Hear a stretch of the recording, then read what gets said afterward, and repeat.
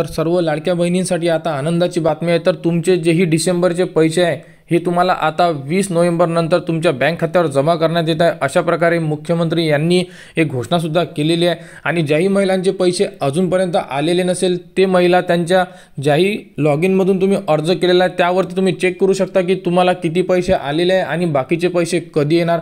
तर मुख्यमंत्री यांनी सर्वात मोठी घोषणा केलेली आहे आणि तुमचे सर्व पैसे तुमच्या बँक खात्यावर जमा करण्यात येत आहे आणि डिसेंबरचा हप्ता तुमचा 20 तारखेला तुमच्या बँक खात्यावर जमा करण्यात येणार आहे। ये जैसे ही चुनाव 20 तारीख को खत्म होता है, आपके खाते में दिसंबर के पैसे हम डालेंगे, दिसंबर के।